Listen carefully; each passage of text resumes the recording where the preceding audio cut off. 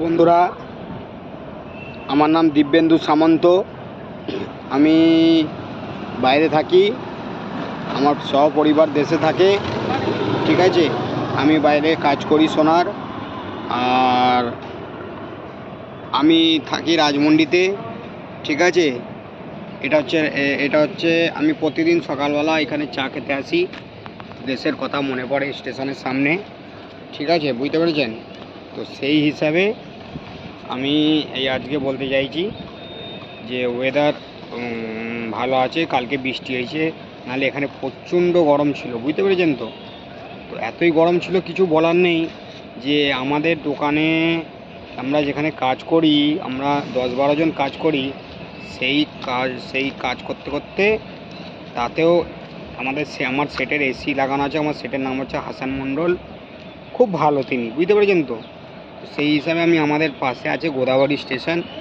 এই দেখুন, ঠিক আছে, এটা গোদাবরী স্টেশন, এইটা এরিয়াটা।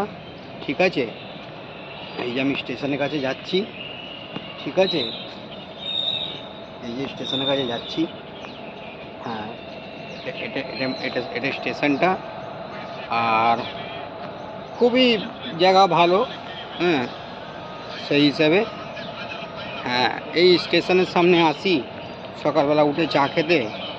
হ্যাঁ, ভালো লাগে। একটা দেশ থেকে আর একটা দেশে ছেড়ে এসেছি তো, ওই জন্য একটু দেশের দিকে মনটা টান থাকে, সেই হিসাবে। হ্যাঁ, এটা হচ্ছে গোদাবরী স্টেশন। এই ধরুন, ট্রেন দাঁড়িয়ে আছে, এটা পুরো এলাকাটা। যাই হোক, এটা হচ্ছে সিঁড়ি, দেখেছেন? সেই হিসাবে বলতে চাইছি যে হ্যাঁ, মোটামুটি ধরুন যে ভালোই জায়গাটা, কিন্তু মেন ব্যাপার গরম প্রচুর। ঠিক আছে তো, প্রচুর গরম। এখানে সব এলাকা আছে, সব শোরুম বগেরা আছে।